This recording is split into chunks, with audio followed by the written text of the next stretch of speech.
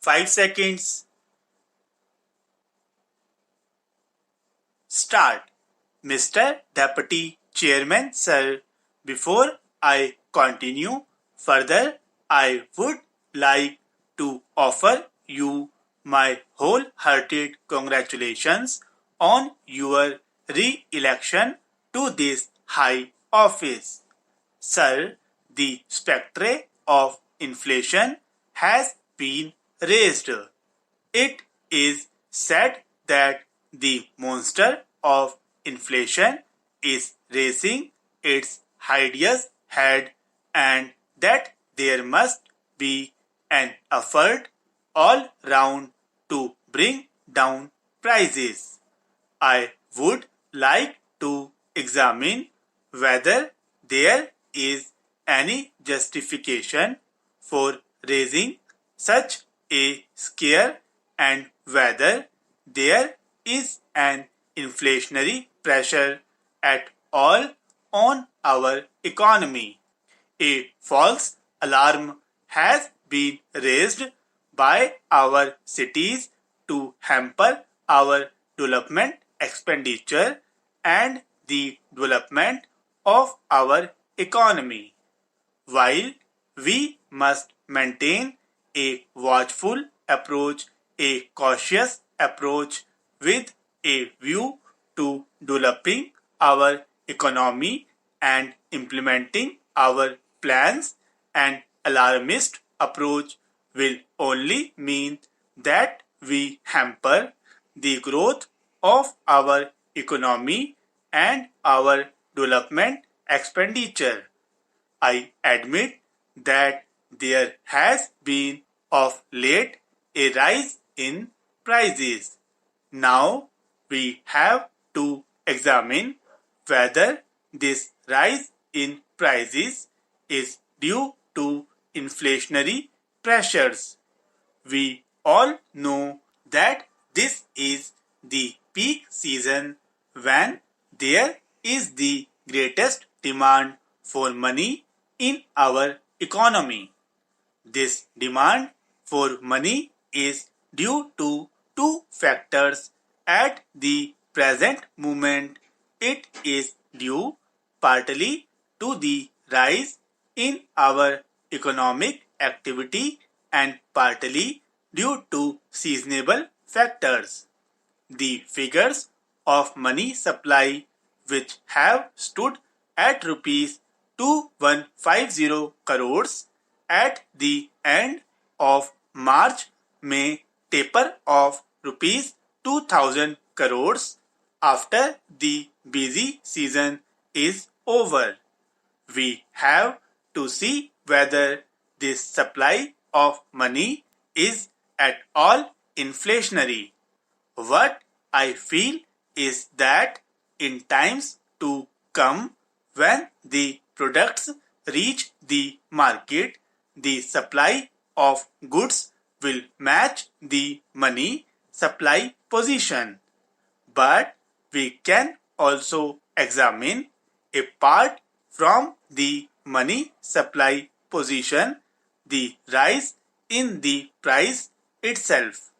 The current statistics reveal that there has been a rise in the prices of food articles, industrial raw material and semi-manufactured articles, but there has been a steady price for the manufactured articles. Now, I am sure the House will agree with me that we must maintain a certain parity in our economy between the agricultural products and the manufactured articles. We should see that our agriculturists don't suffer from our economic policies. We must examine whether the parity that is in existence today is a correct one. The point that I am making is that there has been a rise in the price of the agricultural products and This rise has been brought about by a conscious planning effort. But there is no question of alarm for this rise of the price of the agricultural products because as compared with pre-war levels of price index between the agricultural products and the manufactured articles, the price which the agriculturist gets for his produce is still 3% against him. Now, if we want to reduce the prices, we must reduce the prices of both the agricultural and the manufactured goods.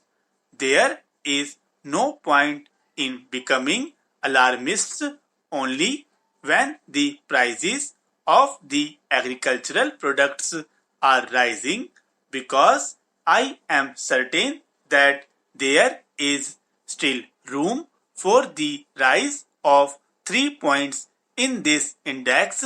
That is to say, there is still room for a slight rise in the agricultural prices before a pre-war parity could be achieved. Therefore, I maintain that there is no room for alarm or scare for the prices that have risen of the agricultural products. This has been as a result of a conscious effort, and there is no inflationary pressure in the rise of prices. Now, I also maintain that we should keep a watchful eye and we should not be complacent, because it is not my intention to advocate inflation. I merely want that a proper parity should be maintained, and in the name of inflation, we should not curtail our development expenditure in the plan.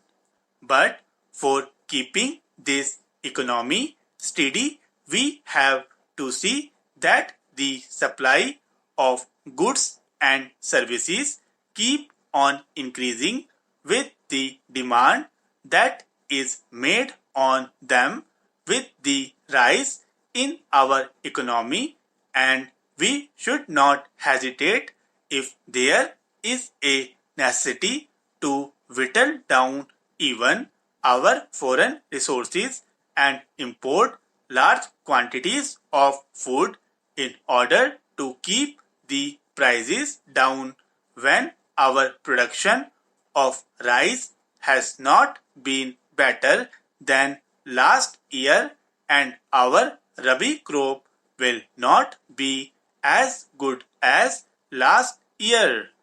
We have provided for an import of 2 million tons of food grains in order to keep the prices at proper level. I was referring to the Reserve Bank Bulletin for the month of March 2000. Therefore, I would beg of the Finance Minister and the government not to take a timid view of the situation, but to take a bolder step to implement the plan, and in order to maintain the economy and the prices at the proper level, they should not hesitate to make large imports if found necessary.